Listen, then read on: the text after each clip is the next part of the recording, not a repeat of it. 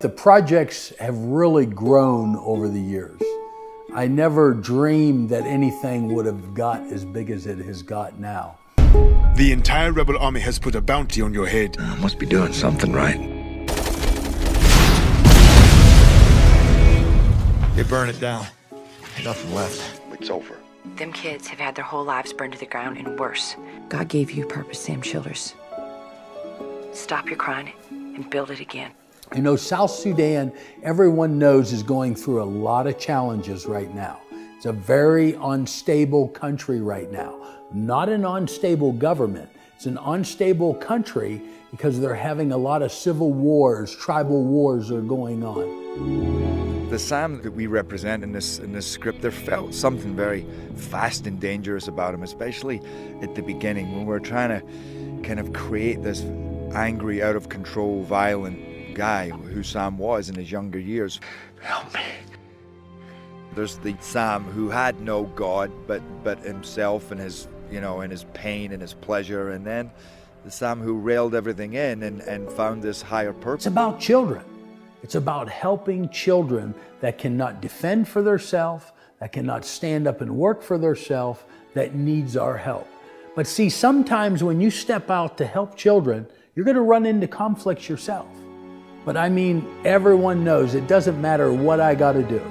If I can change, save, and help a child's life, I'm going to do it, no matter what the cost is. I ride with a lot of different clubs. I don't belong with one Pacific club, but I believe in the biker world, to be a one percenter, it's about your lifestyle, who you are. You know, there's a lot of guys that's just weekend bikers. There's a lot of guys that just put the clothes on to ride their bike maybe once every 2 weeks or once a month, you know. This is my lifestyle. You know, I live to ride. Every day that I can get on a bike, I'm on a bike. I'd rather be in a bike than a car. You know, this is me, how I dress, you know. I'd have to say he's almost like one of those rocks, you know, it's the hard rock. And you crack it open and it's like a gem inside. He's got a big heart, man. He's got a big heart. There's been many a times that we've been on the road, just me and him, and you get to see his heart. Sometimes you have to do whatever it takes in order to preserve life, in order to protect children and protect people. And I don't think there's anything wrong with that. God calls us to do that all the time. I know He also calls us to, give of ourselves and turn the other cheek and walk with a person in 2 miles, and whoever treats us bad, let them treat us bad. But you know what? If it's me that you're talking about, fine, you can treat me bad, but you're not going to harm my children, you're not going to harm my family. Sam, he has the courage to say that about all children. I got a lot of things to answer for. Have I done everything that God has asked me to do? No. Have I been totally faithful? No. Did I stop or quit? No. I'm still going on. So, I just try to do the very best I can every day. I'm not concerned about, did I make a mistake? I'm not concerned about that. I fail, I mess up. Probably the most messed up preacher you'll ever meet in your life. But I'm still going to keep going on. And I'm still going to keep trying to do my very best that I can. And I'm going to stay focused on the main thing, changing children's lives and anybody else that I can speak to, talk to, give a testimony to, maybe preach to one day. It's about changing lives and rescuing children. We're very quick sometimes to judge things to what we know in our own lives.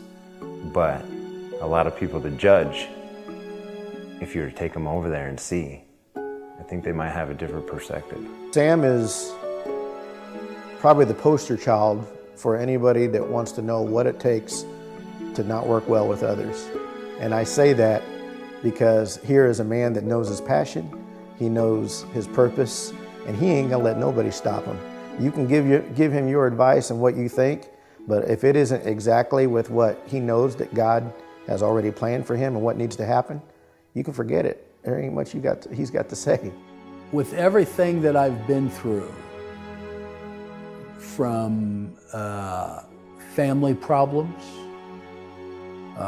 seeing, my daughter's marriage have problems, down to my marriage, down to people stealing from me, not a little bit of money, a lot of money, down to people telling stories about me, down to people trying to blackmail me, down to our federal government trying to take me down.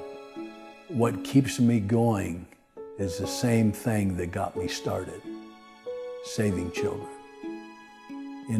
I believe there's too much of us in this world, too many people, that we start something and we don't finish.